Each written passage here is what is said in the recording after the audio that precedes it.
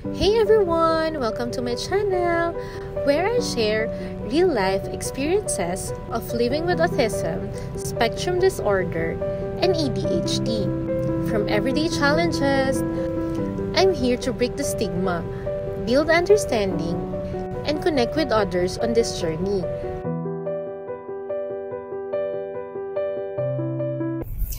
Hi everyone! Welcome back to my channel. I'm Robbie again. So today, medyo nagising tayo na medyo hindi maganda ang pakiramdam. So, naisip namin ni Daddy na mag-ikot-ikot na lang para maging okay yung pakiramdam ko.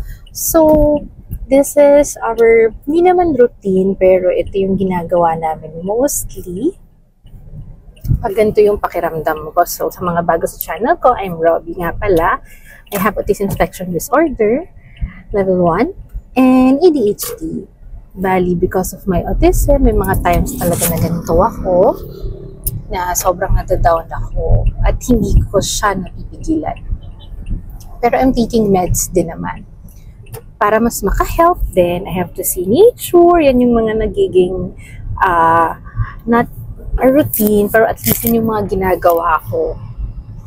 So, naligo ako, nag-freshen up ako, and eto, alis kami ni Daddy ngayon. And let's check kung saan tayo ikot today. And I want to share you guys kung ano yung mga ginagawa ko as an adult with autism, kung paano ko na-overcome yung mga ganito. So, let's go guys! After I took my antidepressant, medyo na-uplift na ako and happy konti.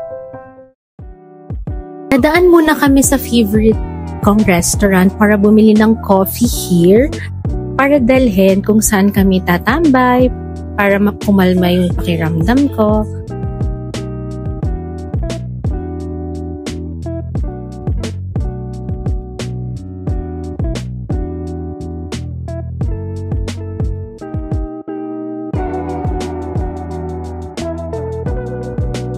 Ang usapan ay bibili lang kami ng coffee dahil nag-crave ako sa mga pastries after ko to makita. Siyempre, bumili ako ng favorite kong dessert. Take note, ilang araw na akong kumakain ng dessert na to, as in sunod-sunod na araw. This is a sign of my autism. Ganito talaga kami usually. We can eat a certain food ng paulit-ulit in a day, in a month, in a years.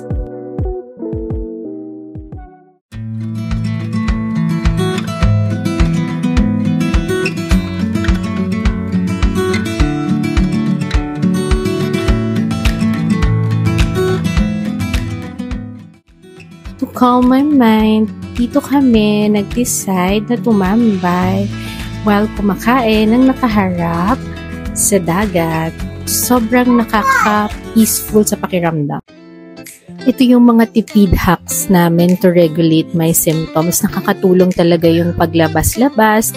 And ganito lang, tatambay kami dito, bibili kami ng street food kasi alam naman natin na medyo mahal ang gastusin sa mga kondisyon namin, sa meds pa lang, sa consultation with psychiatrist. And ito, i-enjoy lang namin yan.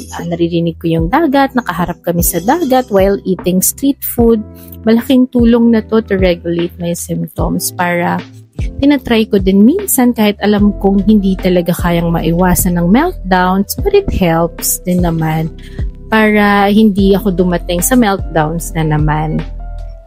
Ayan, as you can see, I really enjoy this kind of tipid date tips lang for someone with autism.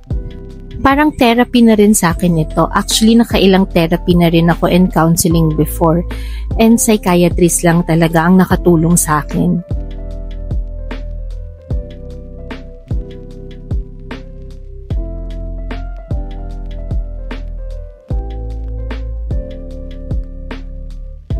As you can see guys, sobrang tipid nito. Balot lang, fishball, and kwek-kwek.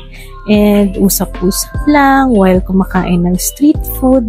while nakatingin sa dagat, sa view, and malaking help na sa akin ito. Kasi nga we have sensory overload. Mabilis kami ma-overwhelm sa mga bagay-bagay. Kaya perfect yung mga spot na ganito sa amin. Very peaceful and may view na ganito. Pero it's a spectrum kasi guys. So, it will depend din naman kung usually anong gusto ng isang taong with autism spectrum disorder.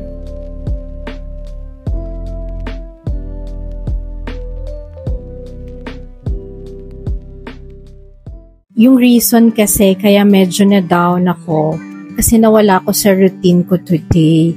Very important kasi ang routine para sa aming may mga autism at ADHD.